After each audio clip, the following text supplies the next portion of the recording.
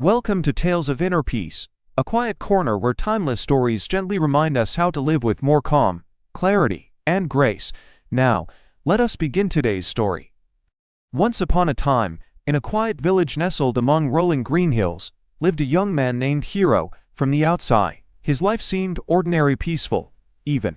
But inside, Hero's mind was in constant motion. He thought endlessly about things that had already passed.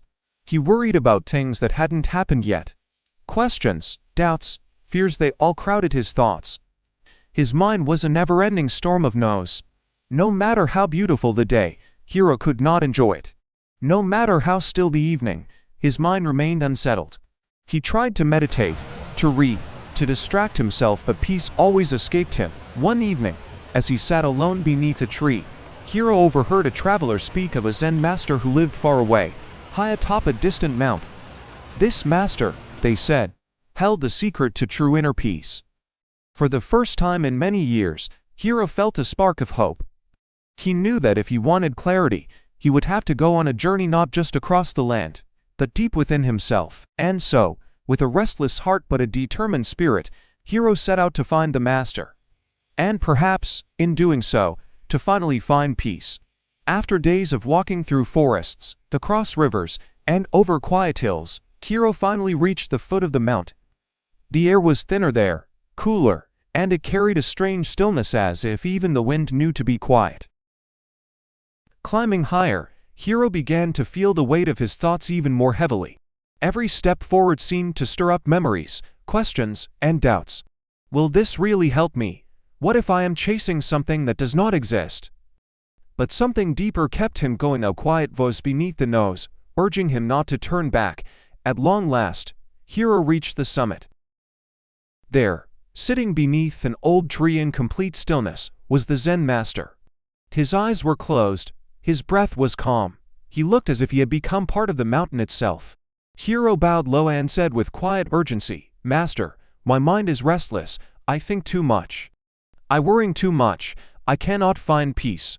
Please, will you teach me how to empty my mind?" The master slowly opened his eyes, a serene smile crossed his face.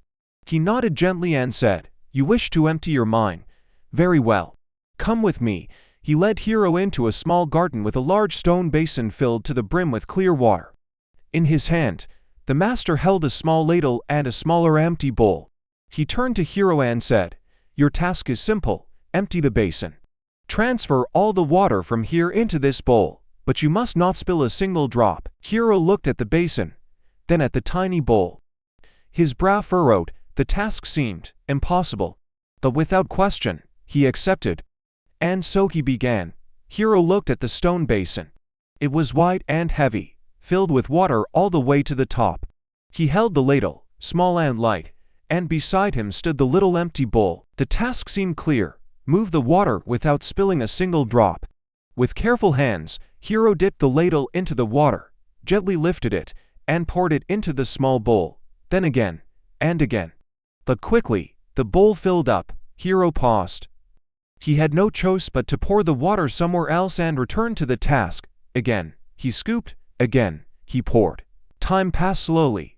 The sun moved across the sky. The birds sang and fell silent. Still, the basin remained full. No matter how much effort Hero gave, it was as if the water replaced itself. His arms grew tired, his breath grew short. And in his heart, frustration began to stir. "Why won't it empty?" he muttered. "Why can't I do this?" The more he thought, the more scattered his movements became. His hands began to shake. Drops began to spill. His mind grew louder. The Zen master watched quietly from a distance. He saw Hero's rising tension, the way his body moved faster, more urgently, like someone trying to outrun his own shadow. Finally, the master walked over and gently placed his hand on Hero's shoulder. His voice was soft, almost like a breeze. "Hero," he said, "you are trying so hard to empty the basin. But you've forgotten the most important thing. To empty the basin, you must first empty your mind." Hero looked up, puzzled. "But master, how?" The master smiled. "Let go. Let go of your worrying, your hurry, your judgment. Be present, focus only on what is in front of you.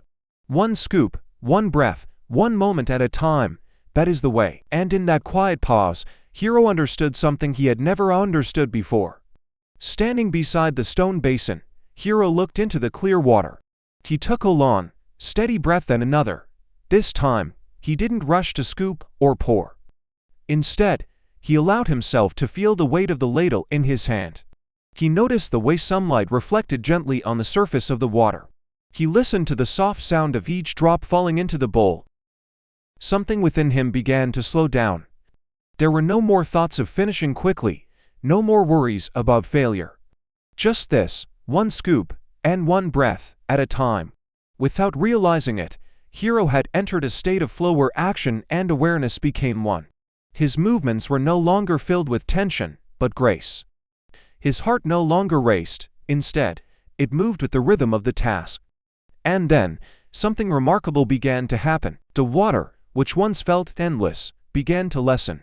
With each calm scoop, more space appeared in the basin. There were no splashes, no spills, just silence and stillness.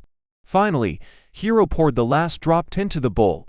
He looked up at the Zen master, his eyes wide with wonder and peace. I did it, he whispered. The master smiled, not with pride, but with deep knowing. You see now, Hiro, he said gently. When you empty your mind, the universe flows through you. You become one with the task, and in that union, peace is found. That day, Hiro didn't just learn how to pour water. He discovered something far more valuable, that inner peace isn't something to chase. It's something to allow. After emptying the basin, Hiro stood in quiet amazement. The once impossible task had now become complete, not through force, but through surrender. He looked at the Zen master with eyes no longer clouded by thought, but clear with presence. Master, he said softly, I thought I had to work harder, to try more, to conquer my thoughts, but now I see. I only needed to let go. The Zen master nodded gently. Yes, Hiro, he replied, the mind, when full, resists life.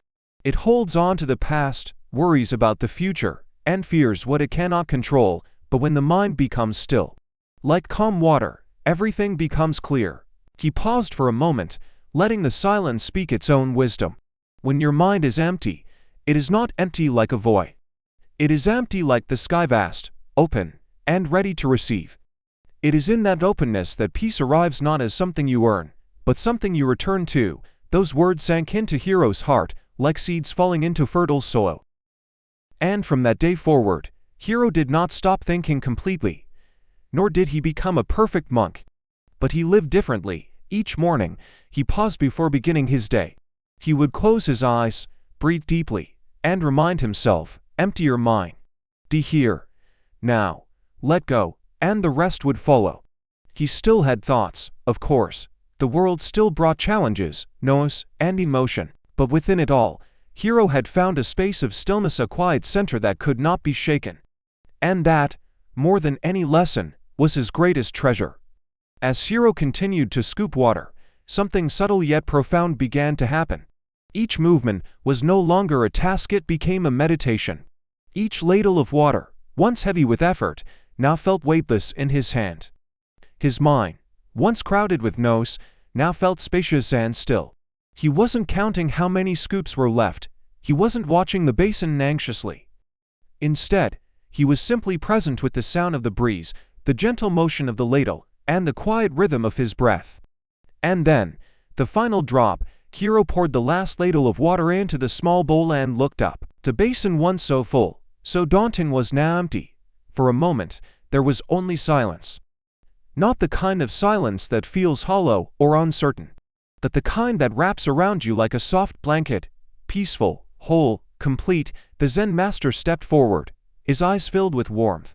You see, Hiro, he said gently, when you empty your mind, you allow the universe to flow through you. You stop resisting, you stop grasping, and in that stillness, life finds its way. Hiro stood quietly, letting those words sink in.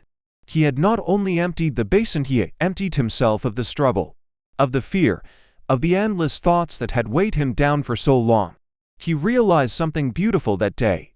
Inner peace is not something we seek far away. It is something we uncover when we return to the present moment with an open heart. From that day forward, Hiro walked with a lighter step. He still faced challenges, of course, life still brought storms.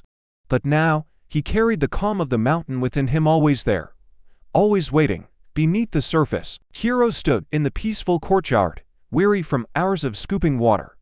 His arms ached, and his thoughts raced with frustration. Despite all his effort, the stone basin remained filled. It was as if no matter how many ladles he emptied into the small bowl, the water level never truly dropped. The young man furrowed his brow and clenched his jaw. "Why can't I do this?" he muttered. "Why is this so difficult?" He had traveled so far in search of peace, he had followed every instruction, acted with sincerity, and yet he felt no closer to stillness. His mind was even more restless than before. The Zen master, who had been observing quietly, finally walked over and placed a gentle hand on Hiro's shoulder. His voice was calm, steady like the whisper of wine in the trees. "Hiro," he said softly, "you are working very hard to empty the basin. But you have forgotten the first and most important step. Be present, right here, right now. Focus not on the outcome but on each small action. Pour the water, feel its weight, listen to its sound. Let the moment guide you." Hiro closed his eyes. He took a deep, slow breath, then another, inhale, and release. Gradually, something began to shift. The tension in his chest softened. The tightness in his thoughts loosened.